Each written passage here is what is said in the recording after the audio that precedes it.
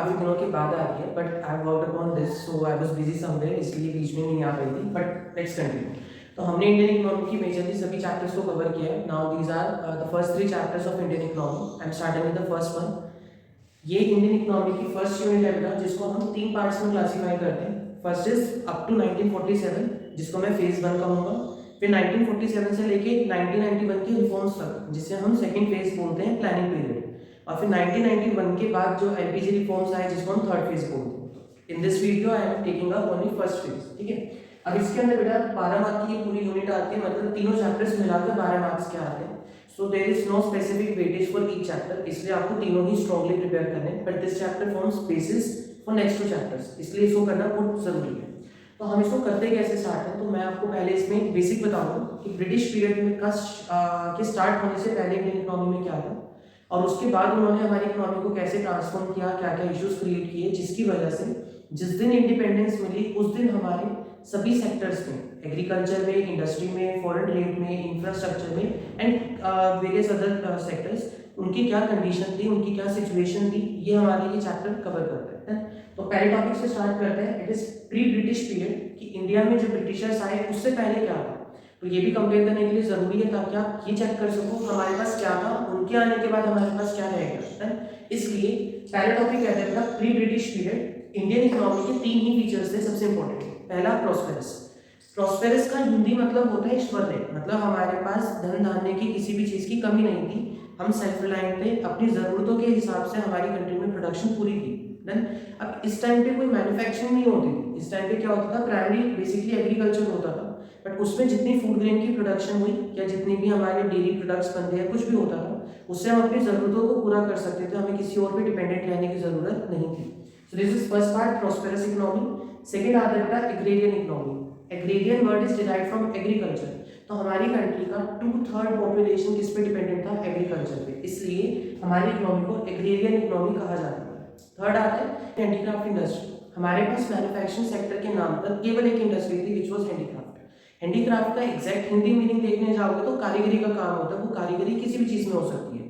से for example आप कपड़े बना सकते हो, आप कोई ज्वेलरी बना सकते हो, आप कोई पोटरी का काम कर सकते हो। तो these all were covered under handicrafts. तो इंडिया की हैंडीक्राफ्ट वेल नोन थी, वर्ल्ड वाइड उसकी रेपुटेशन थी, जिसमें हम ज्यादातर टेक्सटाइल्स बनाते थे कॉटन बेस्ड, या फिर हम जेम्स पर बेस्ड, प्रेशियस स्टोन्स, मेटल्स पर बेस्ड ज्वेलरी आइटम्स या आर्टिकल्स बनाते थे। सो ये 3 हमारी कंट्री के स्पेसिफिक फीचर्स थे। इसी पर बेस्ड एक स्पेसिफिक क्वेश्चन बनता है मसलिन पर बेस्ड। सो मसलिन बेसिकली एक टाइप ऑफ मखमल का कपड़ा, जिसको हिंदी में हम बोल सकते हैं, वो होता था। तो मसलिन एक कॉटन फैब्रिक है जो बंगाल से डिराइव हुआ ओरिजिनली। तो बेसिकली बंगाल में सबसे पहले इसके बारे में काम किया गया।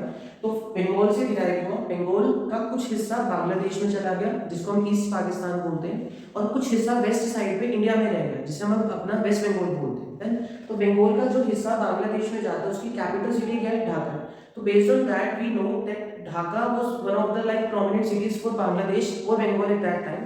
इसलिए ढाका से ही एक वर्ड बना दक्का या दकई। तो कई कई जगह पर आपको दकई मसलिन भी सुनने को मिलता है, क्योंकि दकई मसलिन का मतलब है वो क्वालिटी ऑफ मसलिन जो ढाका वाली साइड से आता है, ठीक है। सो ये बहुत फेमस था ईमिया रीजन में। ईमिया रीजन क्या होता है, Europe and Middle East Asia, इन दो स्पेसिफिक जगहों पे बहुत ज्यादा वाइडली फेमस था। अब कई जगहों पे इसकी और भी फाइनेस्ट वैरायटी देखने को मिलती थी, मतलब और भी ज्यादा प्योरेस्ट वैरायटी, जिसको हम टर्म करते हैं मलमल। अब मलमल का एक स्पेसिफिक वर्जन और होता था शाही या खास।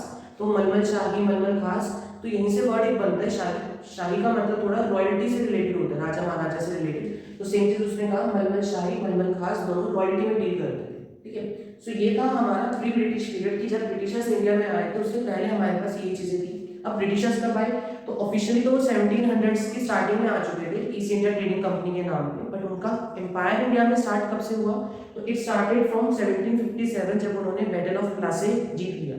अब प्लासे कोई बहुत इंग्लिश टर्म नहीं है, actually it is name of the town Palash, जो इंडिया में ही एग्जिस्ट करता है बंगाल साइड पे। तो पलाश को ही जब ये लोग बोलते थे ब्रिटिशर्स, तो उसी को प्लासे बोलते थे। यहाँ पे बैटल ऑफ प्लासे या battle of L is missing here, so battle of Plassey they fought और उसमें जीत जाते हैं, जिसके बाद इंडिया में ब्रिटिश रूल एडवेंट हो गया। अब ब्रिटिश रूल के टाइम पर क्या हुआ, तो बहुत ही ज्यादा एक्सप्लॉयटेशन, बहुत ज्यादा इश्यूज होने की वजह से हमारी कंट्री की इनऑल नेशनल इनकम की जो एनुअल ग्रोथ रेट थी वो सिर्फ कितनी थी, 2% या उससे भी कम थी। आज अगर हम कंपेयर करते थे कि समवेयर अराउंड 7 और 8%, जो उस टाइम पे सिर्फ कितनी थी 2% थी। और पीसीआई देखें पर कैपिटा इनकम, तो वो तो सिर्फ 0.5% थी या बल्कि उससे भी कम थी। देन पीसीआई का फॉर्मूला क्या होता है, total national income divided by total population. तो अगर नेशनल इनकम 2% से ग्रो कर रही है बट पीसीआई 0.5 से, which means population national income से और भी ज्यादा स्पीड से ग्रो कर रही है, तो न्यूमरेटर कम डिनोमिनेटर ज्यादा, तो पूरे की वैल्यू क्या हो जाती है, 1 से कम हो जाती है। देन इसलिए अब ये फिगर्स किसने निकाली, तो ये फिगर्स ब्रिटिशर्स नहीं निकालते थे, उनकी तरफ से कोई भी सिंसियर एफर्ट नहीं था इंडिया के नेशनल इनकम या इंडिया के स्टैट्स को कैलकुलेट करने के लिए। उसकी जगह पे हमारी ही कंट्री के कुछ नोटेबल इकोनॉमिस्ट थे, जैसे Dadabhai Naoroji, William Digby, Findlay Shirras, B K R P Rao and R C Desai. ये कुछ 5 से 6 नोटेबल इकोनॉमिस्ट थे जिन्होंने इसके ऊपर काम किया, बट सबके रिजल्ट, सबके मेथड्स अलग थे, जिसकी वजह से कन्फ्लिक्ट्स थे। अब इनमें से सबसे बेस्ट किसका माना जाता है, तो डॉक्टर राव का माना जाता है कि उन्होंने सबसे ज्यादा एफिशिएंट या सबसे ज्यादा वाइडली कवरिंग एस्टिमेट्स को प्रोड्यूस किया था। So this was about basics of Indian economy on the eve of independence. अब हम करते हैं कि जब ब्रिटिशर्स जाने लगे 1947 पर, तो जस्ट इंडिपेंडेंस से पहले दिन तक हमारे अलग अलग सेक्टर्स में क्या क्या फीचर्स, क्या क्या सिचुएशंस थी, उसको हम सेक्टर वाइज कवर करेंगे। पहला sector we are taking about agriculture. तो एग्रीकल्चर सेक्टर ही क्यों उठाया, क्योंकि एग्रीकल्चर में उस टाइम पर इंडिया की 85% पॉपुलेशन समथिंग कहाँ रहती थी, रूरल इंडिया में। अब रूरल इंडिया में रहते हुए उनका प्राइमरी लाइवलीहुड सोर्स क्या था, एग्रीकल्चर, इसलिए ये हमारे लिए सबसे स्ट्रॉन्ग पॉइंट बनता है। क्वेश्चन कैसे आता है, what were the failures in agriculture, what were the reasons behind stagnation in Indian agriculture. Then अब स्टैग्नेशन का मतलब क्या होता है, तो स्टैग्नेशन का मतलब होता है a sector is having no growth और अ वेरी नॉमिनल ग्रोथ, मतलब बहुत ही कम स्पीड से बढ़ रहा है या बिल्कुल ही बैकवर्ड है। देन उसके प्राइम रीजंस क्या आते हैं, तो we have taken 4 prime reasons. First is land settlement system, या आप इसको परमानेंट सेटलमेंट सिस्टम भी बोलते हैं या फिर आप इसको जमींदारी सिस्टम भी बोलते हैं। तो वेरी बेसिक टर्म है। 1993 में लॉर्ड कॉर्नवालिस हुआ करते थे ब्रिटिशर्स की तरफ से, as far as I remember he was viceroy of India. तो उन्होंने क्या देखा कि इंडिया की प्राइमरी लोग किस पे डिपेंडेंट है, एग्रीकल्चर सेक्टर पे। अब अगर हमें लोगों से टैक्स कलेक्ट करना है तो जितना एग्रीकल्चर पे आउटपुट निकलेगा उसी से तो टैक्स बनेगा। तो इन्होंने क्या किया, लगान कलेक्ट करना स्टार्ट किया। लगान कलेक्ट करने का क्या मतलब होगा कि बेसिकली अगर आपकी एक फील्ड है, उस फील्ड के ऊपर आपने जितना भी आउटपुट प्रोड्यूस किया, उस प्रॉफिट का कुछ हिस्सा आपको ब्रिटिशर्स को देना पड़ेगा as a government tax in the form of lagaan. अब ये लगान आप घर घर जाके खुद तो कलेक्ट नहीं कर सकते, तो इन्होंने क्या किया, जमींदार से अपॉइंट किए, अलग अलग विलेजेस में, अलग अलग टाउन्स में, अलग अलग सिटीज में जमींदार पर अपॉइंटेड। उनको ये रिस्पॉन्सिबिलिटी दी गई कि ये सारी जमीन के लिए लगान आप कलेक्ट करके दोगे, आपकी मर्जी, जितना चाहो उतना लगान कलेक्ट करो, हमें इतना % शेयर एक पर्टिकुलर एरिया से चाहिए। बेस्ड ऑन दैट जो जमींदार हुआ करते थे उनको फार्मर्स की वीक कंडीशन से, हार्वेस्ट से, मॉनसून से कोई फर्क नहीं पड़ता था, उनको सिर्फ अपना लगान कलेक्ट करना है। बिकॉज अगर स्टिपुलेटेड डेट्स पे वो लगान नहीं डिपॉजिट कराते हैं ब्रिटिश गवर्नमेंट को, तो वो अपने जमींदारी राइट्स खो देंगे। बिकॉज ऑफ विच जो जमींदार थे वो बहुत ही पेसिमिस्टिक अप्रोच लेकर सामने वालों से लगान कलेक्ट करते थे। सेकेंडली, अगर कोई फार्मर पे करने से मना करता है या उसके पास नहीं था इतना रेवेन्यू कि वो उसको पे भी कर सके, आउटपुट हो चाहे ना हो, उनको लगान देना पड़ता था। अगर वो नहीं दे पा रहे तो जमींदार उनकी जमीनों को जबरदस्ती ऑक्यूपाई करते थे। दिस वाज द रीजन जिसकी वजह से आज भी farmers economically and physically backward है। इसका क्या मतलब हुआ, इसका मतलब ये हुआ कि ज्यादातर लगान इतना एक्सॉर्बिटेंटली कलेक्ट होता था कि उनकी सेल्फ कंजम्पशन के लिए भी नहीं बचता था, जिसकी वजह से they remain weak, physically weak और इकोनॉमिकली वीक, इसलिए क्योंकि सब कुछ ही चला गया, तो अपने आप को सर्वाइव कराने के लिए भी उनके पास पैसा नहीं था। So this led to a lot of exploitation, और यही हमारा प्राइम रीजन बनता है इंडियन एग्रीकल्चर के स्टैग्नेशन का। First part. सेकंड आता है फोर्स्ड कमर्शियलाइजेशन। सी, अभी हम पॉजिटिव्स भी करेंगे ब्रिटिश गवर्नमेंट के, तो उसमें कमर्शियलाइजेशन पढ़ेंगे, बट कमर्शियलाइजेशन एक लिमिट तक अच्छा है, उसके ऊपर अगर फोर्स किया जाए तो बुरा है। अब इसके एग्जांपल क्या हुआ, देखो इंडियन फार्मर्स पहले से फूड क्रॉप्स बनाते थे, मार्केट में बार्टर में या फिर कैश के बदले बेचते, थोड़ा बहुत अपने लिए रखते थे, जो बच गया वो मार्केट में सेल करके कैश ले आते, उस कैश से या बार्टर से अपनी बाकी चीजों को पूरा करते थे थोड़ी बहुत। बट अब क्या हुआ, इन्होंने फूड क्रॉप के प्राइसेस बिल्कुल गिरवा के कैश क्रॉप के प्राइसेस को जबरदस्ती बढ़वाया। उससे क्या होगा, एक फार्मर को पैसे कमा रहे हैं, उसको फील्ड के ऊपर दिख रहा है, या तो मैं फूड क्रॉप लगा लूं या फिर मैं कैश क्रॉप। कैश क्रॉप कौन सी होती है, जैसे कॉटन हो गई, जैसे से इंडिगो हो गया, ओपियम हो गया, इन क्रॉप्स में हमें ज्यादा पैसा मिलेगा। तो फार्मर्स ने फूड क्रॉप छोड़कर ये क्रॉप्स लगानी स्टार्ट की। स्लोली एंड स्टेडीली क्या होने लगा कि फूड क्रॉप्स की सप्लाई एकदम से कम हो गई, इंडिया शॉर्टेज फेस करने लगा। उसको पूरा करने के लिए इंडिया अपने ही फूड ग्रेन्स के लिए दूसरी कंट्रीज पे क्या हो गया, डिपेंडेंट, जो इंडिपेंडेंस के भी 10-15 साल तक चलता रहा कि हम अपने फूड ग्रेन्स के लिए भी दूसरी कंट्री से इंपोर्ट्स मंगाने लगे। तो फोर्स कमर्शियलाइजेशन की वजह से लोग फूड क्रॉप्स को छोड़ के कैश क्रॉप्स प्रोड्यूस करने लगे, जिसकी वजह से फूड ग्रेन्स की एक्यूट शॉर्टेज होती है और हम अपनी सेल्फ रिलायंस को खो देते हैं। तो जो हम बोल रहे थे India was a prosperous economy, वो यहाँ पे प्रॉस्पेरिटी हमसे छिन जाती है। मोreover जो कैश क्रॉप्स में हमें हाई अमाउंट ऑफ मनी मिल रहा था, वो इनिशियली मिला बट स्लोली एंड स्टेडीली वो भी क्या होने लगा कम। अब मेरी फील्ड की फर्टिलिटी धीरे धीरे लूज होने लगी, क्योंकि इंडिगो और ओपियम लगाने से सॉइल की फर्टिलिटी भी क्या होने लगी, अफेक्ट होने लगी। इस वजह से फोर्स कमर्शियलाइजेशन हमारे लिए प्रॉब्लमेटिक सिचुएशन बन गया। फोर्स क्यों यूज किया, क्योंकि farmers were force to opt commercialisation, उनके पास और कोई ऑप्शन छोड़ते ही नहीं थे। थर्ड आता है लो प्रोडक्टिविटी। अब फार्मर्स इस टाइम पर भी बैकवर्ड या आउटडेटेड टेक्नोलॉजी यूज कर रहे थे, कोई मॉडर्न टूल्स मैकेनिक्स ये सब चीजें यूज नहीं हो रही थी, क्योंकि उनके पास फंड्स ही नहीं थे ये सब चीजें इन्वेस्ट करने के लिए। इसलिए अभी भी वो आउटडेटेड टेक्नोलॉजी पे डिपेंडेंट थे, जिसकी वजह से प्रोडक्टिविटी ओवरऑल क्या थी, बैकवर्ड थी। लास्ट आता है स्कार्स पब्लिक इन्वेस्टमेंट की। पब्लिक सेक्टर बेसिकली गवर्नमेंट की तरफ से कोई भी कंट्रीब्यूशन या इन्वेस्टमेंट नहीं थी इन terms of irrigation, in terms of any kind of other infrastructure, जिसकी वजह से एग्रीकल्चर हमेशा ही स्टैग्नेटेड रहा।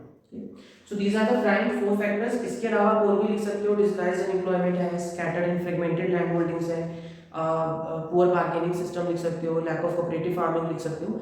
ये सारे बड़े जनरल टॉपिक्स हैं जो हम सेकंड फेज में कवर करेंगे, तो आप उनको यहाँ पर भी मेंशन कर सकते हो, ठीक है।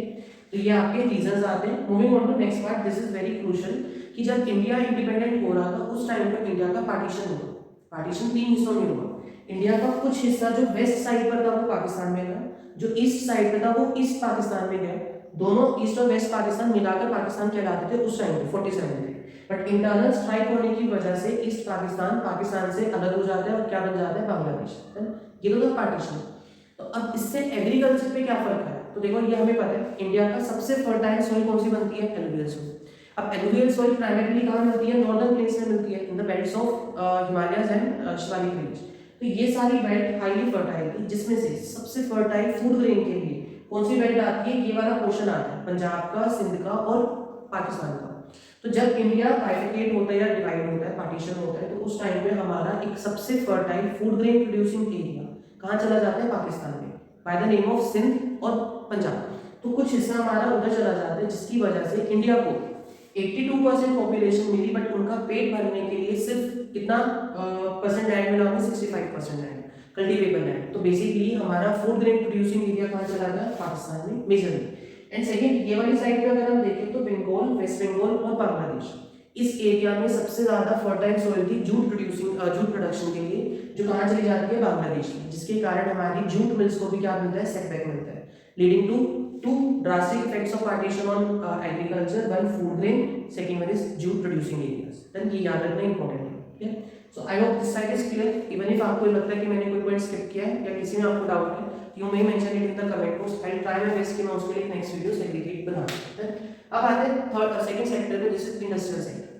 तो इंडस्ट्रियल सेक्टर इंपॉर्टेंट क्यों है, क्योंकि एक कंट्री के एक्सपोर्ट्स या एक कंट्री का पूरा जीडीपी संभालने की क्षमता किसमें होती है, इंडस्ट्रियल सेक्टर में, पावर किसमें होती है, इंडस्ट्रियल सेक्टर में। तो इंडस्ट्रियल सेक्टर के नाम पर हमारे पास केवल और केवल इंडियन हैंडीक्राफ्ट इंडस्ट्रीज थी, हमने डिस्कस किया ये, जो वर्ल्ड वाइड रेपुटेशन गेन करता है, वर्ल्ड वाइड फेमस था अपनी फाइन क्वालिटी के लिए। पर ब्रिटिशर्स ने उसको कैसे स्पॉइल किया, सबसे पहला प्रॉब्लम आता है डी इंडस्ट्रियलाइजेशन पॉलिसी या systematic destruction of Indian handicraft. इसका क्या मतलब है, इन्होंने यूज की डिस्क्रिमिनेटरी टैरिफ पॉलिसी। डिस्क्रिमिनेटरी मतलब भेदभाव, टैरिफ का मतलब है taxes on export and import. तो इन्होंने क्या किया, अगर आप इंडिया से ब्रिटेन की तरफ सामान लेकर जाओगे, मतलब रॉ मटेरियल लेकर जाओगे, तो उस पर कोई टैरिफ नहीं लगेगा। लेकिन अगर कहीं और लेकर जाओगे रॉ मटेरियल, तो उन सब के ऊपर क्या लगाया जाएगा, टैरिफ लगाया जाएगा। ये क्या हुआ, डिस्क्रिमिनेशन हुआ टैरिफ का, कि एक जगह लगा रहे हो एक जगह नहीं लगा रहे। तो फार्मर्स को मजबूरी में कहाँ बेचना पड़ता था सारा सामान, ब्रिटेन में। इसी तरीके से अगर आप कहीं बाहर से इंपोर्ट करोगे तो टैरिफ लगेगा, ब्रिटेन से फिनिश गुड का इंपोर्ट करोगे तो उस पर भी कोई टैरिफ नहीं लगेगा। इसका मतलब इंडिया मेजरली ट्रेड किसके साथ कर रहा था, ब्रिटेन। क्या बेच रहा था, रॉ मटेरियल, और क्या मंगवा रहा था, फिनिश गुड। इस टाइप की इकोनॉमी को हम क्या बोलते हैं, फीडर इकोनॉमी। फीडर का मतलब होता है जो दूसरे को फीड कराए या पेट भरे उसका। तो इंडिया क्या कर रहा है, पहले तो इंडिया रॉ मटेरियल बेच रहा है ताकि वो ब्रिटेन की इंडस्ट्रियलाइजेशन को सपोर्ट कर सके, जो वहाँ पे बड़ी बड़ी इंडस्ट्री सेटअप हो रही थी उनकी रॉ मटेरियल की रिक्वायरमेंट्स को पूरा कर सके, क्योंकि ब्रिटेन में एग्रीकल्चर स्ट्रॉन्ग है ही, देन एडवर्स क्लाइमेट की वजह से। ऊपर से जो ब्रिटेन में फिनिश गुड बन भी गए, वहाँ पे डिमांड नहीं है क्योंकि पॉपुलेशन कम थी, तो वो सारा सामान भी कहाँ बिक रहा था, इंडिया के अंदर, क्योंकि यहाँ पे पॉपुलेशन भी ज्यादा था। इस वजह से इंडियन इकोनॉमी एक फीडर इकोनॉमी बन के रह गई और यहाँ पे टू फोल्ड पॉलिसी बनी, दो फोल्ड, मतलब दो ऑब्जेक्टिव्स क्या थे, पहला रॉ मटेरियल लेकर जाना, दूसरा फिनिश गुड लेकर आना। तो इंडिया इकोनॉमी धीरे धीरे इसीलिए खत्म हुई क्योंकि हमारे सारे रिसोर्सेज कहाँ जाने लगे, ब्रिटेन में। अब इसे इंडस्ट्रियल सेक्टर को क्या प्रॉब्लम होगी, देखो अगर सारा रॉ मटेरियल यहाँ से इधर चला जाएगा तो मेरे इंडस्ट्रीज के लिए रॉ मटेरियल कहाँ से आएगा, कहीं से नहीं। जो थोड़ा बहुत बचा चला हमने वो यूज किया, तो ब्रिटेन की मशीन में इनपुट आने लगे जो सस्ते भी गए और ऊपर से मतलब एवरेज क्वालिटी के थे, तो लोग वो परचेज करने लगे, लीडिंग टू हैवी कंपटीशन। तो मेरी जो हैंडीक्राफ्ट इंडस्ट्रीज थी वो धीरे धीरे स्पॉइल हो गई। अब ये हैंडीक्राफ्ट इंडस्ट्री के बंद होने से प्रॉब्लम क्या हुई, उससे सबसे बड़ी प्रॉब्लम ये हुई कि जो लेबर हैंडीक्राफ्ट में लगा हुआ था उसको फिर और कुछ नहीं दिखा, तो क्या करते हैं, अनएम्प्लॉयड होकर एग्रीकल्चर में घुस जाते हैं, जो ऑलरेडी ओवरबर्डन है उसके ऊपर और प्रेशर ऑफ पीपल बढ़ जाता है। देन फर्स्ट सेकंड, जो फिनिश गुड मैं पहले खुद अपनी कंट्री में बना रहा था, जिनकी रिक्वायरमेंट मेरी कंट्री के अंदर ही पूरी हो पा रही थी, उन गुड्स के लिए भी मैं किस पे डिपेंडेंट हो गया, फॉरेन फिनिश गुड्स पे। तो मेरे जो गुड्स इंडिया में बन रहे थे वो भी खत्म हो गया, मेरे को कहाँ से सामान मंगवाना पड़ा, ब्रिटेन से।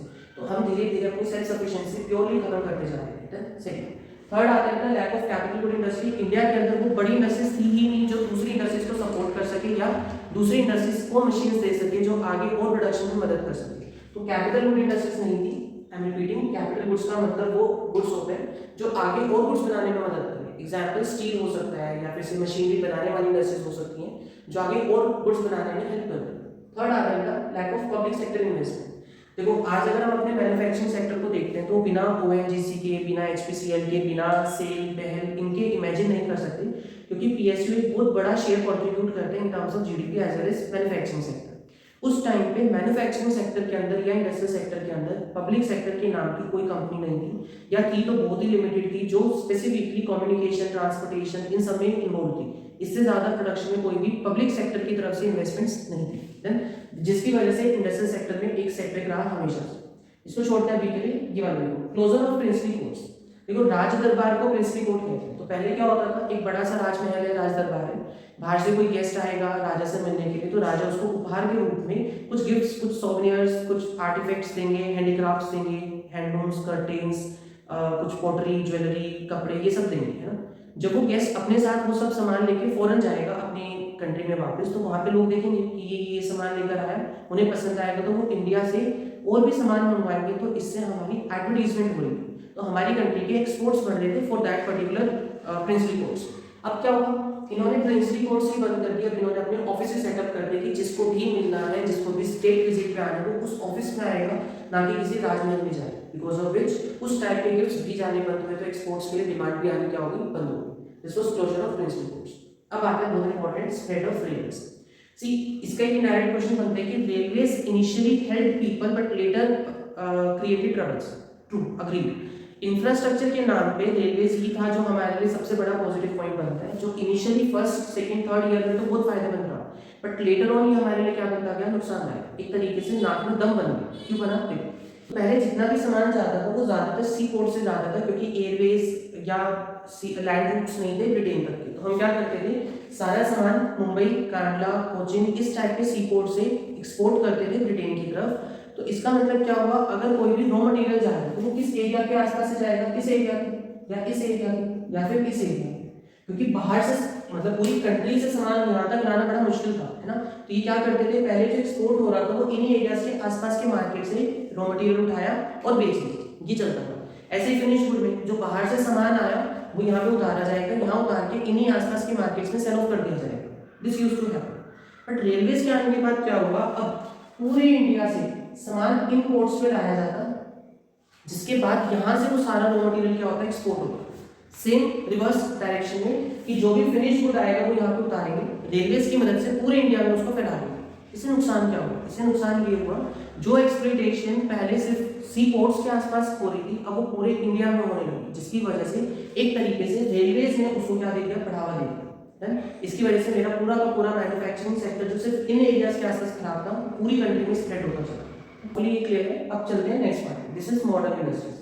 वी कैन नॉट से कि जब ब्रिटिशर्स जा रहे थे इंडिया से तब हमारी कंट्री में केवल और केवल ये हैंडीक्राफ्ट्स तो ये भी बैकवर्ड थे। उस टाइम पे हमारे पास कुछ मॉडर्न इंडस्ट्रीज भी थी जो प्राइवेट एंटरप्रेन्योर्स ने, बिरलास, अंबानी, स्टारडस्ट ने अपने फंड्स को लगा कर इन्वेस्ट करके कुछ अपनी कैपिटल लगाकर स्टार्ट की थी, जिसमें हमारे पास 3 से 4 स्पेसिफिक टर्म्स आती हैं। पहला प्राइवेट सेक्टर में कुछ second half of 19th century, तो 19th century will be 1800s वाले साल जो भी होते हैं उसका सेकंड हाफ मतलब 1850 के बाद वाले पीरियड में अपनी इंडस्ट्री सेटअप करनी स्टार्ट की, जिसमें कॉटन इंडस्ट्री सेटअप हुई, कॉटन और silk textiles. But cotton largely कहाँ मिलता है? ब्लैक सोइल में। ब्लैक सोइल कहाँ होता है? डेक्कन प्लेट्यू। डेक्कन प्लेट्यू किस रीजन में होता है? अब इस रीजन में दो ही स्टेट्स आई, एक आई गुजरात और एक आई महाराष्ट्र। उस टाइम पे मिलाकर इसको सौराष्ट्र बोलते थे शायद, इसलिए इन दोनों को क्लब कर दिया। तो महाराष्ट्र और गुजरात से ही ज्यादातर कॉटन मिल्स सेटअप हुई।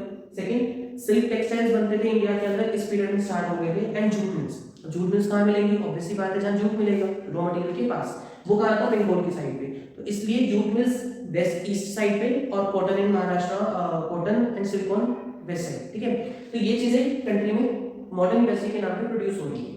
थर्डली, इंडिया में बहुत बड़ी कंपनी का सेटअप किया गया विच वाज इसको Tata iron and steel company 1907 में जमशेदपुर बिहार में। बट बिहार का आगे सेग्रीगेशन होता है दो स्टेट्स में, तो जमशेदपुर अब किस में चला गया? झारखंड में चला गया। This is the case. Next आ जाएगा, आफ्टर सेकंड वर्ल्ड वॉर कुछ और नई मॉडर्न इंडस्ट्रीज आने स्टार्ट हुई, जिसमें शुगर, पेपर और सीमेंट इंडस्ट्रीज का सेटअप भी हुआ। एक जनरल सा पॉइंट ये याद रखना। देन चलते हैं next topic. This is foreign trade. Foreign trade का बेसिक मतलब है कि इंडिया से ट्रेड कहाँ पर हो रहा था, किस चीज का हो रहा था और कितना हो रहा था। So see India has always been a very big trading partner for all the countries, क्योंकि इंडिया ऑलमोस्ट सेंट्रल लोकेशन पे लाई कर रहा है। इंडियन ओशन की वजह से हमें पेनिनसुलर कोस्ट लाइन बहुत बड़ी मिलती है, जिसकी वजह से हम ट्रेड बहुत अच्छा कर सकते हैं, और ऊपर से लैंड रूट्स भी हमारे पास अच्छे हैं by passes in the Himalayas. पर अब प्रॉब्लम क्या है? तो इंडिया उस टाइम पे हमने अभी पढ़ा फीडर इकोनॉमी में कि हम एक्सपोर्ट किस चीज का करते थे? रॉ मटेरियल का, जिसे हम क्या बोल रहे हैं? प्राइमरी गुड, क्योंकि वो एग्रीकल्चर पे डिपेंडेंट रॉ मटेरियल से। एग्जांपल रो कॉटन, रो जूट या रो सिल्क, रो यूज करना इसके आगे। और हम इंपोर्ट क्या करते थे? इन्हीं से बना हुआ finished good, for example cotton और सिल्क टेक्सटाइल्स या जूट प्रोडक्ट्स। तो ये सारी चीजें थी जो हम एक्सपोर्ट और इंपोर्ट कर रहे थे। तो हमारे ट्रेड का कॉम्पोजिशन ये कहलाता है कि ट्रेड में क्या आ रहा था और क्या जा रहा था। सेकंड आता है बेटा डायरेक्शन ऑफ ट्रेड, कि हम किस तरफ ट्रेड करते थे। ये भी हमने ऊपर पढ़ा कि हमारा ज्यादातर ट्रेड किसके साथ हो रहा था? ब्रिटेन के साथ। बट डज नॉट मीन कि सिर्फ ब्रिटेन के साथ, उसके अलावा हम तीन कंट्रीज और करते थे, सिलोन जिसका नाम श्रीलंका है, पर्शिया, ईरान और चाइना। इन तीन के साथ भी हमारा कुछ ट्रेड हो रहा था, बट मोनोपोली किसकी थी ट्रेड के ऊपर? ब्रिटेन की। लास्टली ये ट्रेड और भी ज्यादा एग्रवेट हो गया जब स्वेज कैनाल को ओपन किया गया 1869 में। कि एक आर्टिफिशियल वाटर बॉडी थी जो इन्होंने इजिप्ट के अराउंड सेटअप की। पहले क्या था? हमें इंडिया के इस पोर्ट से सामान लोड किया, जब हम इधर मूव कर रहे हैं ब्रिटेन यहाँ पर घूमते थे ना, अगर मेरे को सामान लेके जाना तो ऐसे जाना पड़ेगा, पर बीच में क्या आता था? लैंडलॉक्ड अफ्रीका आता था। तो मुझे पूरा का पूरा सामान अफ्रीका के अराउंड घुमाकर इधर की तरफ से ब्रिटेन लेके जाना पड़ रहा था, बहुत ज्यादा टाइम लगता था। तो पायरेट्स का इशू रहता था, उसके अलावा नाव उसका शिप का डूब जाना पॉसिबल था। ये सारे कुछ रीजन थे जिसकी वजह से ट्रेड रिस्ट्रिक्टेड था तब भी। पर इन्होंने क्या किया? अफ्रीका के यहाँ पे आप मैप पे चेक करना बेटा, वर्ल्ड मैप पे यहाँ पे बिल्कुल थोड़ा सा लैंड आता है जिसको भी अगर क्रॉस कर दे तो हम इजीली ऊपर तक जा सकते हैं। तो इन्होंने क्या किया? वहाँ पे आर्टिफिशियल वाटर बॉडी बनाई, क्योंकि उस टाइम पे वहाँ पे भी उनकी ही कॉलोनीज थी, तो वहाँ पे बनाने के लिए पॉसिबल था। इसलिए इन्होंने इजिप्ट के अराउंड इस्थमस समथिंग हम टर्म यूज करते हैं, वहाँ पे इन्होंने गल्फ में एक कैनाल बनाया जिसका नाम स्वेज कैनाल रखा गया। स्वेज मतलब SUEZ, स्वेज कैनाल बनाया, जिसके बाद और भी ज्यादा ट्रेड वहां की तरफ बढ़ गया। 1869 पीरियड याद रखना, इसको आज तक वर्ल्ड का सबसे ज्यादा strategically form and economically stronger canal माना जाता है। ठीक है, थर्ड आते हैं कि जो हमारे एक्सपोर्ट्स थे प्राइमरी गुड के वो ज्यादा थे और इंपोर्ट ऑफ फिनिश्ड गुड्स क्या थे? कम थे। उसका रीजन, जब इंडिया से ब्रिटेन की तरफ रॉ मटेरियल जाएगा तो वो सारा ही जाएगा, बट ब्रिटेन में बना हुआ सारा सामान इंडिया में आएगा कंपल्शन नहीं है। कुछ सामान ब्रिटेन में भी बिकेगा, कुछ सामान हो सकता है कहीं और भी बिके, तो कुछ ही सामान था जो इंडिया में आ रहा था, व्हिच मींस जाने वाली आइटम ज्यादा और आने वाली क्या कम। तो हमारे पास उस टाइम पे वॉल्यूम ऑफ ट्रेड के नाम पर एक्सपोर्ट ज्यादा थे और इंपोर्ट्स क्या थे? कम। सरप्लस बन रहा था एक्सपोर्ट का। ये एक्सपोर्ट सरप्लस मेरे लिए तो फायदा बनता है अगर हम आज देखते हैं, बट उस टाइम पे ये एक्सपोर्ट सरप्लस एक बहुत बड़ा इशू बन जाता है। क्यों? क्योंकि ब्रिटिशर्स इस एक्सपोर्ट सरप्लस को भी अपने लिए ही यूज करते हैं। तो बच्चे ही पूछते हैं मुझसे कि सर जब हमने बेच दिया तो पैसा आ गया हमारे पास, अब पैसा हमारे पास आया तो ब्रिटिशर्स कैसे यूज करेंगे? नहीं, आप अपना सामान डायरेक्ट एक्सपोर्ट नहीं कर रहे, आपका सामान किसी ट्रेडर मर्चेंट के पास जाएगा जो आगे एक्सपोर्ट करेगा और उसको भी उसके ऊपर अपनी टैक्सेस या ड्यूटीज पे करनी पड़ती है जहाँ पे भी लगे हुए हैं। तो उस केस में जितना भी एक्सपोर्ट सरप्लस बनता है वो ब्रिटिशर्स कलेक्ट करते हैं, क्योंकि ट्रेडर्स और merchants used to work under their agreements. तो जितना भी एक्सपोर्ट सरप्लस बन रहा था वो सारा का सारा केवल तीन जगह पे यूज हो रहा था। पहला, जितनी भी फोर्स ब्रिटिशर्स आगे लड़ाई लड़ रहे थे फर्स्ट वर्ल्ड वॉर है, सेकंड वर्ल्ड वॉर है, या कहीं पर कोई भी लड़ाई उन्होंने लड़ी, उसका सारा खर्चा इसी एक्सपोर्ट सेक्टर से पूरा हो रहा था। दूसरा, अगर इनको कोई भी सर्विसेज इंपोर्ट करनी है, इनविजिबल्स मतलब सर्विसेज, फॉर एग्जांपल कम्युनिकेशन की है या ब्रिटेन से कुछ भी अपने लिए मंगाना है, तो वो सब सर्विसेज की पेमेंट भी इसी पैसे से हो रही थी। थर्डली, जो पूरी कंट्री को रन करने के लिए एडमिनिस्ट्रेशन सेटअप किया गया है या ब्रिटेन के अंदर एडमिनिस्ट्रेशन है, उसके खर्चे भी यहीं से फाइनेंस हो रहे थे। So these were the issues जिसके कारण इंडिया की वेल्थ धीरे धीरे ड्रेन हो गई, ड्रेन मतलब निकल गई। सो ये रीजंस है इंडिया ड्रेन ऑफ वेल्थ के। मूव करते हैं नेक्स्ट टॉपिक पे। अब मैं इसके बाद एक बार वो लिख देता हूँ बोर्ड पे, जिसके अंदर सब चैप्टर के टॉपिक्स कवर हो जाएंगे from first chapter only. I try कि मैं उसको जल्दी से जल्दी खत्म कर दूं, तो stay tuned for the next section. करते हैं अपने नेक्स्ट पार्ट पे। This is demographic condition. So demography का बेसिक मतलब होता है related to your population. Population में बर्थ रेट कैसी है, डेथ रेट कैसी है, जेंडर रेशियो कैसा है, आदमी कितने हैं, औरत कितने हैं, बच्चे कितने हैं, एवरीथिंग। तो डेमोग्राफी के बारे में हमें किससे पता चलता है? सेंसस ऑफ इंडिया से। तो यहाँ पे ये बात आती है कि इंडिया का सबसे पहला सेंसस कब हुआ था? 1881 में, ब्रिटिशर्स के टाइम पे, बिल्कुल। और उसके बाद हर 10 साल में इंडिया का सेंसस कंडक्ट होता आ रहा है। इस बार साइकिल ब्रेक हुई because of covid, but otherwise हर 10 साल में इंडिया का सेंसस कंडक्ट होता है। Which means 1881 में हुआ, तो 1891, 1901, 1921, 31, 41 एंड 51। तो आपसे ये बात क्वेश्चन बहुत बार पूछा जाता है कि इंडिपेंडेंट इंडिया का फर्स्ट सेंसस कब हुआ? तो इट अकर्ड इन 1951। 47 में वी गॉट इंडिपेंडेंस, तो 10वां साल जो 1941 के बाद पूरा हुआ था वो 1951 में हुआ। इसलिए इंडिपेंडेंट इंडिया का फर्स्ट सेंसस हुआ 1951 में। Last was in 2011। उसके बाद जो होना था वो 2021 में होना था, बट कोविड की वजह से वाज नॉट पॉसिबल, इसलिए वो अब हो रहा है 2026 एंड 27 के पीरियड में होगा। और अब डेमोग्राफिक ट्रांजिशन टर्म हम यूज करते हैं इसी के रिस्पेक्ट में। ट्रांजिशन होता है किसी चीज का चेंज आना, पहले कुछ था एकदम से ड्रास्टिक चेंज करके फिर कुछ बन गया। एग्जांपल, इंस्टाग्राम पे, टिकटॉक पे या काफी सारी वीडियोस या रील्स बनती थी, जो इनको हम ट्रांजिशनरी रील्स बोलते हैं, ट्रांजिशन रील्स बोलते हैं। कि आपने पहले कुछ कपड़े पहने हुए, फटाफट से दूसरे कपड़े पहन लिए, तो ट्रांजिशन समथिंग, या वो कि मैं पहले ऐसा दिखता था, मैं वैसा दिखता हूँ, काइंड ऑफ। तो ट्रांजिशन का मतलब यही है कि डेमोग्राफी में ट्रांजिशन कैसा है। तो जब सेंसस स्टार्ट हुआ 1881 में, उसके बाद से 1921 तक के सेंसस में पॉपुलेशन का काउंट कभी बढ़ रहा है, कभी कम हो रहा है, तो इन ऑल स्टैग्नेंट था, पॉपुलेशन बढ़ नहीं रही थी। बट 1921 के बाद पॉपुलेशन स्टैगरिंग अमाउंट से बढ़ती है, जिसके कारण फ्लक्चुएशन ना होकर एक पॉजिटिव रिजल्ट आकर पॉपुलेशन पीक पे चली जाती है, जिसको हम पॉपुलेशन एक्सप्लोजन बोलते हैं। तो डेमोग्राफिक ट्रांजिशन की दो स्टेजेस हैं, स्टेज 1, स्टेज 2। स्टेज 1 में बर्थ रेट्स भी ज्यादा थी, तो डेथ रेट भी ज्यादा थी। बट 1921 के बाद बर्थ रेट्स तो सेम रहे ज्यादा, बट डेथ रेट्स क्या होने लगी? कम, जिसकी वजह से पॉपुलेशन का काउंट बढ़ गया। हेंस हमारा पॉपुलेशन एक्सप्लोड कर जाता है इस पीरियड में, याद रखिए। सो अब ये फीचर्स है पॉपुलेशन के, तो बिल्कुल जायज है। पॉवर्टी थी, एक्सट्रीम पॉवर्टी थी 50% से ज्यादा, तो लोगों के पास इनकम नहीं थी तो एजुकेशन भी नहीं होगी, तो लिटरेसी रेट क्या था? बहुत कम था। तो ओवरऑल लिटरेसी रेट 16% था, मतलब पूरी कंट्री का, जिसमें से फीमेल का देखें तो वो सिर्फ 7% पे स्टैंड करती है। इसका मतलब ये हुआ कि अगर हम कंट्री की एवरेज लेवल पे देखें मेल फीमेल का मिलाकर, तो इट वाज 16%, बट जब हम सिर्फ फीमेल का देख रहे हैं तो इट वाज 7%, जिसमें हमको जेंडर वाइज देखने को मिलता है। तो ये एक एमसीक्यू मैंने देखा है, हमेशा ये पूछा जाता है कि डेमोग्राफी के अंदर हमें कहां पर जेंडर वाइज देखने को मिलता है, तो it is always in literacy rate. Birth rate, death rate इनमें नहीं आता। यस, वी कैन से कि उस टाइम पे प्री बर्थ सेक्स डिटर्मिनेशंस वाले वो जो चाइल्ड होता है, गर्ल फेटिसाइड, फीमेल फेटिसाइड होता है, बट उस टाइम पे इतनी एडवांस टेक्नोलॉजी नहीं थी जो बर्थ से पहले सेक्स डिटरमाइन कर सके, है ना। वो तो ब्रिटिशर्स के जाने के बाद है, व्हिच मींस उस टाइम पे birth ratio, death rate in सब में नहीं था कुछ भी। देन ज्यादा जेंडर वाइज किस में था? इसी में, लिटरेसी लेवल में। बैकवर्ड हेल्थ फैसिलिटीज थी, मतलब बहुत ही बैकवर्ड हेल्थ फैसिलिटीज, जिसकी वजह से हमारी कंट्री में वाटर बोर्न डिजीजेस बहुत होते थे, लाइक कॉलेरा है, मलेरिया है, उस टाइम पे बहुत ज्यादा हुआ करते थे केसेस। देन आईएमआर का रेट बहुत ज्यादा था। IMR stands for infant mortality rate, कि एक बच्चा जन्म लेने के बाद 1 साल की एज अचीव करने तक कितने हैं जो मर जाएंगे बच्चे पर 1000 लाइफ ईयर्स। तो अगर 1000 बच्चों का जन्म हुआ उस टाइम पर, तो 218 बच्चे 1 साल की एज अचीव करने से पहले ही मर जाते हैं। इसको अगर हम कंपेयर करें करंट फिगर से, तो 2018 की फिगर में ये सिर्फ 32 था। देखो सिर्फ नहीं है, 32 भी बहुत ज्यादा है, बट सिर्फ 2018 के सामने 32 बहुत कम हो जाता है। ये किसको शो करता है? पुअर हेल्थ इंफ्रास्ट्रक्चर, ये बेटर हेल्थ इंफ्रास्ट्रक्चर को शो करता है। Not best but better than before. Low life expectancy भी ये कहते हैं कि एक एवरेज ह्यूमन बीइंग अपनी लाइफ कितने साल तक की एक्सपेक्ट करते हैं, तो उस टाइम पे देखो कितनी 32 इयर्स, मतलब कि अगर आप अपने से लगा के चलो तो सिर्फ और सिर्फ 13-14 साल तक की आप और लाइफ अपनी एक्सपेक्ट करें, उसके बाद आप देख ही नहीं पा रहे कि मैं लॉन्ग टर्म में सर्वाइव भी कर पाऊंगा। और यही आज की डेट में कितने हो चुके हैं? 69 इयर्स हो चुके हैं। Then last is poverty, we have already. अब आते हैं occupational structure. Occupational structure simply कहते हैं कि 3 सेक्टर्स हैं, प्राइमरी, सेकेंडरी और टर्शियरी। तीनों सेक्टर्स में कितने कितने लोग बटे हुए हैं और कितने कितने लोग कहाँ कहाँ पे कैसा कैसा काम कर रहे हैं। तो हमारी कंट्री में स्टार्टिंग से मेजॉरिटी किसकी रही है, प्राइमरी सेक्टर। तो 70 से 75% पॉपुलेशन किस पे डिपेंडेंट थी, प्राइमरी सेक्टर पे, फॉलोड बाय सर्विसेज 15 से 20% and then manufacturing sector remaining 10%। क्योंकि हैंडीक्राफ्ट था ही थोड़ा बहुत जो था वो मॉडर्न इंडस्ट्रीज का स्टेट, ठीक है।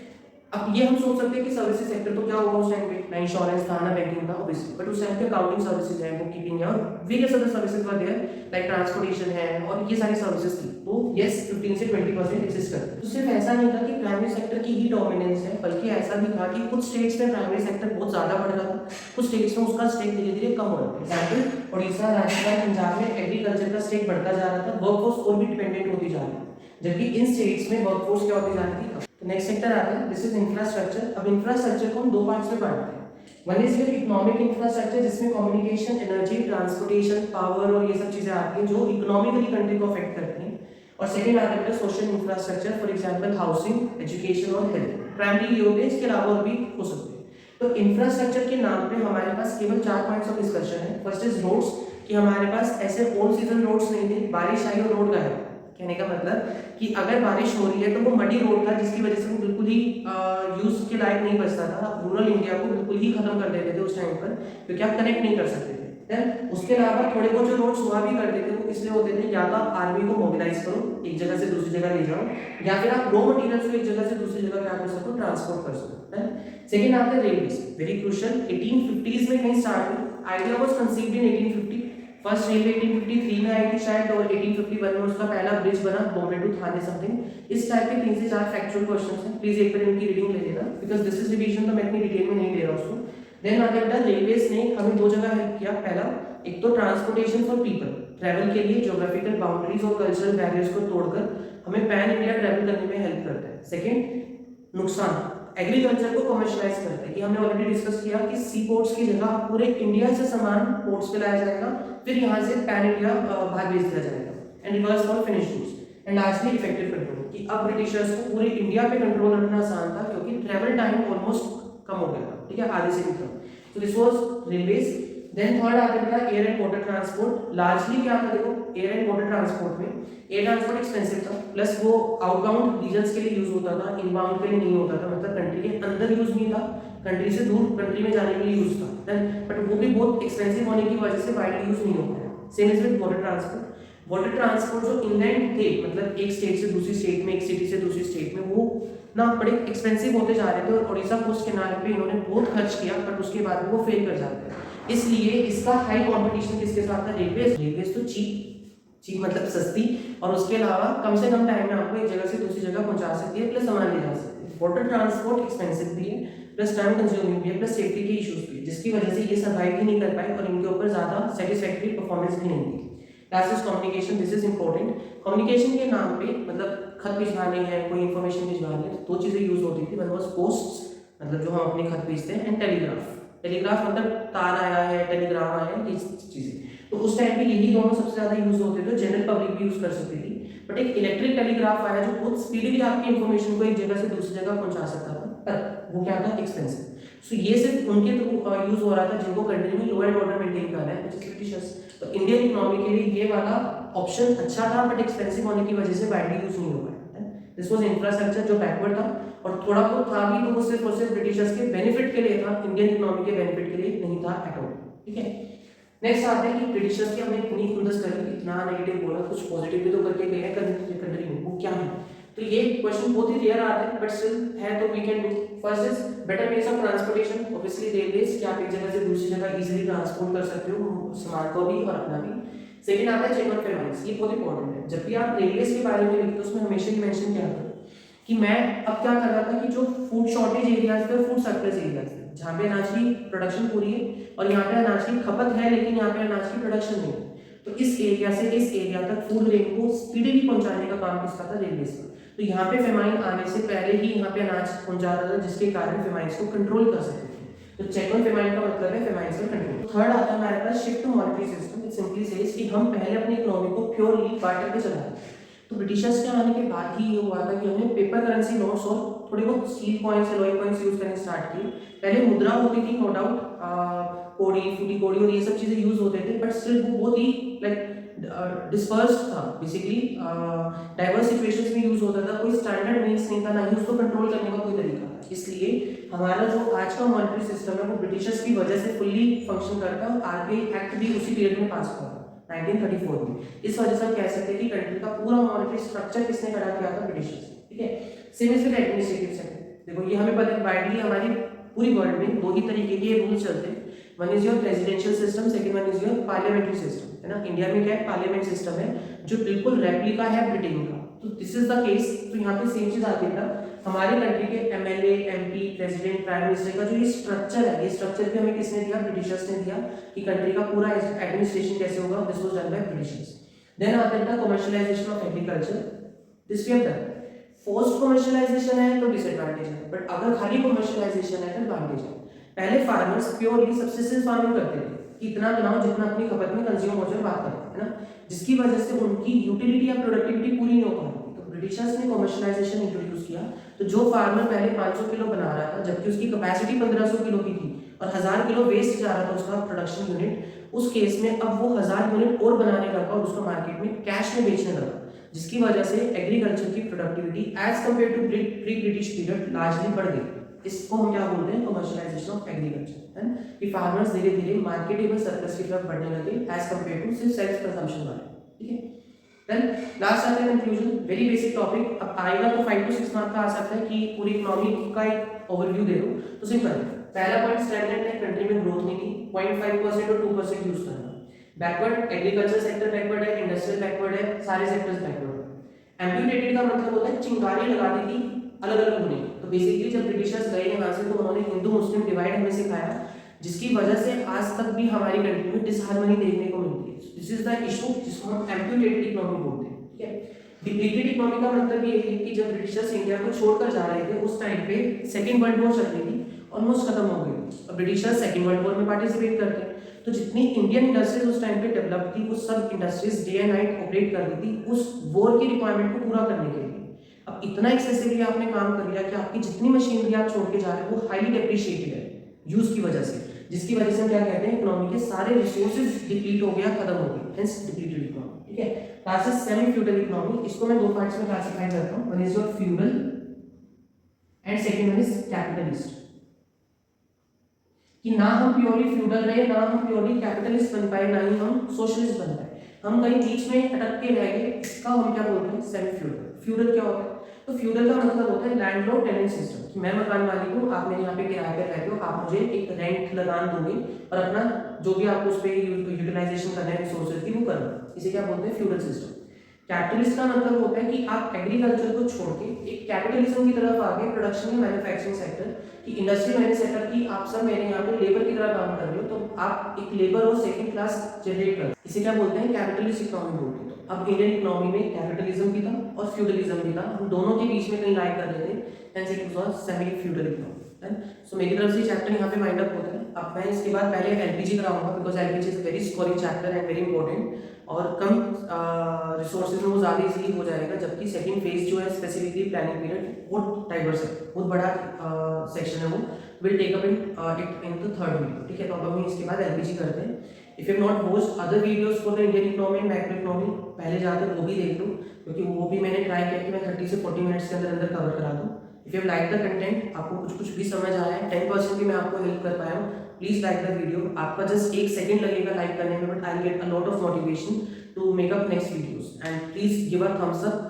अगर आप कुछ बड़ा कमेंट नहीं कर पा रहे हैं तो आप जस्ट एक थम्स अप दे सकते हैं, या जस्ट कुछ भी एक कीवर्ड लिख सकते हैं, so that it will be like interactive for me कि हाँ आपको कुछ समझ भी आया नहीं आया। And please do share it with your friends. If you have not subscribe the channel yet, you will take just 1 second to subscribe it, but मेरे लिए वो immense motivation का काम करेगा, so please go for it and do not hesitate to like, to share, to comment, as well as to subscribe the channel. Share it with your friends as many as possible and relatives.